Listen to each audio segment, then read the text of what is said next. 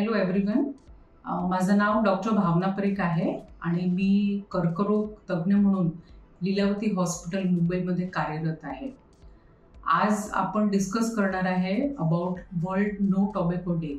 आता हे डे जे आहे ते वर्ल्ड हेल्थ ऑर्गनायझेशनने ऑलमोस्ट 1987 मध्ये डिक्लेअर केलेलं होतं आणि प्रत्येक वर्षी 31 मेला आम्ही वर्ल्ड नो टोबॅको डे असं साजरा करतो. त्याचं महत्त्व असं आहे की आपल्या सगळ्यांनाच माहीत आहे की तंबाखू सेवनने किती नुकसान होऊ शकते. आजची तारीखमध्ये तंबाखू सेवन हे खूपच मोठा प्रॉब्लेम आहे, not only in the whole world पण इवन इन अवर कंट्री. तंबाखू सेवनने हृदयाची बिमारी आणि फुफ्फुसाची बिमारी तर होतातच, पण किती सारखे कर्करोग पण आपल्या देशामध्ये तंबाखूने रिलेटेड असतात. आपल्या देशामध्ये तंबाखू मात्र स्मोकिंगने नाही, परंतु तंबाखूचं सेवन जे केलं जाते त्याच्यामुळे खूप सारे प्रकारचे कर्करोग आम्ही बघतो. त्यामध्ये लंग कॅन्सर म्हणजे फेफड्याचा कॅन्सर आणि नंतर जीभचा कॅन्सर किंवा घसाचा कॅन्सर हे सगळे कॉमन आहे. आणि हा सोडून अन्ननळीचा कॅन्सर किंवा पोटाचा कॅन्सर पण तंबाखूने संबंधितच आहे. आता खूप वर्षापासून वर्ल्ड हेल्थ ऑर्गनायझेशन आणि दुसरे कितीही ऑर्गनायझेशन्स आता हे प्रयत्न करतात की लोकांना याची बातमी करायला पाहिजे आणि म्हणून ऑल ओव्हर द वर्ल्ड तंबाखूचं सेवन ॲडल्ट पॉप्युलेशनमध्ये थोडासा कमी झालेला आहे. परंतु आपले जे मुलं आहेत, छोटे मुलं आहेत, जो स्कूल गोईंग आहे किंवा कॉलेज गोईंग स्टुडंट्स आहे, आता त्यांना हे तंबाखूची सवय होऊन जाते.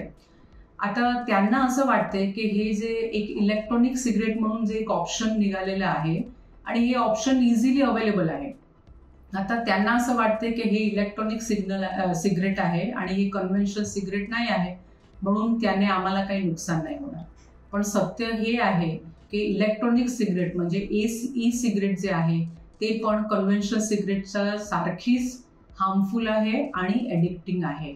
तो आता जर हे चिल्ड्रन कॉलेज गोईंग स्टुडंट्स त्याला पण जर ई सिगरेटची लत लागली तर पुढे जाऊन ते लोक किती नुकसान करेल ते तुम्ही विचारू शकता.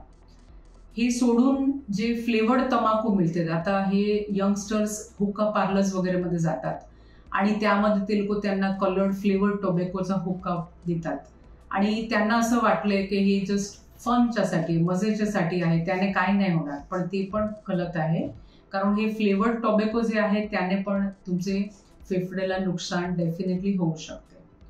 आणि अपार्ट फ्रॉम दिस हे जे पान मसाला पाउचेस सगळेकडे फ्रीली मिळतात त्यावर लिहिलेलं असते की त्यामध्ये तंबाखू नाही आहे, परंतु तंबाखू सारखे दुसरे खूप प्रकारचे सबस्टन्सेस ह्या पाउचेसमध्ये असतात आणि ज्याच्यामुळे हे जे यंग जनरेशन आहे ते पण तंबाखूला ॲडिक्ट होऊन जाते.